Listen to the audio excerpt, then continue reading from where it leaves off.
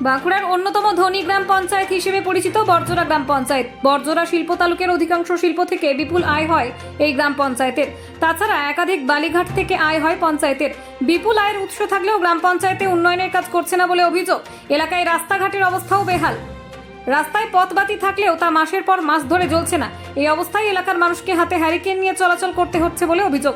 এই পরিস্থিতিতে দ্রুত রাস্তা মেরামত এবং পথবাতি মেরামতির ব্যবস্থার দাবিতে আজ থেকে আন্দোলনে নামলেন পঞ্চায়েতের বিরোধী বিজেপি সদস্যরা।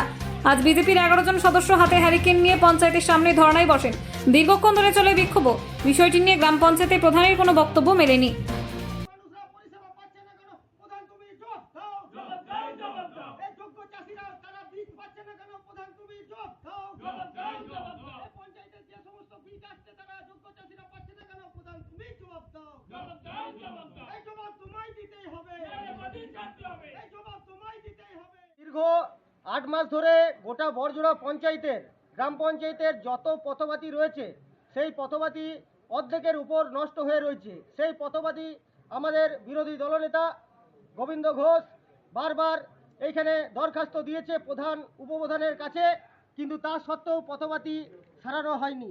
তার জন্য আজকে আমরা হ্যারিকেন নিয়ে পরে আজকে আমরা বিক্ষোভে নেমেছি পঞ্চায়েতের গেটে। আজকে দীর্ঘদিন বরজোড়া গ্রাম পঞ্চায়েতের মানুষ অন্ধকারের মধ্যে রয়েছে, তা সত্ত্বেও এই বরজোড়া পঞ্চায়েতের প্রধান এখানে তার কোনো সুরাহা করছে না। তাই বাধ্য হয়ে আমাদের ভারতীয় জনতা পার্টির প্রত্যেকটা মেম্বার, আমাদের বিরোধী দলনেতা সহ আমরা পঞ্চায়েতের গেটে আন্দোলন। আজ আমরা বরজোড়া পঞ্চায়েতে বরজোড়া প্রধানের কাছে যে স্মারকলিপি জমা দিয়েছি। দীর্ঘদিন ধরে বরজোড়ার রাস্তা বেহাল দশা। আজকে বরজোড়া গ্রাম পঞ্চায়েতের যে লাইট, সে স্ট্রিট লাইট আজকে অফ হয়ে আছে।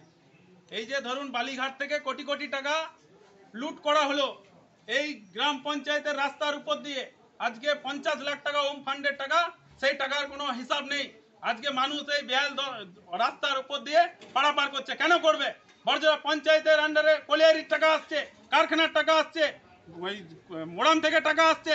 আজকে সেই সমস্ত মানুষ কিন্তু আজকে বেহাল দশাতে তারা রাস্তার উপর দিয়ে পারাপার করছে।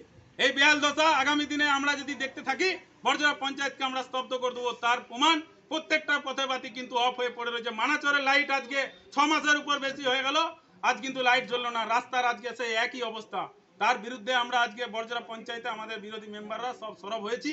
এই তো দেখুন মানুষের অবস্থায় লণ্ঠন নিয়ে হ্যারিকেন নিয়ে রাস্তায় সন্ধ্যের পর থেকে বেরোতে হচ্ছে। এই অবস্থা। বরজোড়া পঞ্চায়েতের প্রধান মুখে কুলু পেটে বসে আছে। আজকে এমএলএ অঙ্গুলি হিলনে এই বরজোড়া পঞ্চায়েতটা চলছে। প্রধান উপপ্রধানের কাছে তাদের কোনো সদ উত্তর নেই। তারা জানে না কবে লাইট ঠিক হবে, তারা জানে না কবে রাস্তা ঠিক হবে, জল নিকাশির ব্যবস্থা কবে হবে, চাষিদের বীজ প্রদান করতে হবে সেটা তারা জানে না। আজকে তিরপল দিতে পারছে না। আজকে পঞ্চায়েতের মানুষের উন্নয়নটা গেল কোথায়? তার বিরুদ্ধে আমরা আজকে সরব হয়েছি।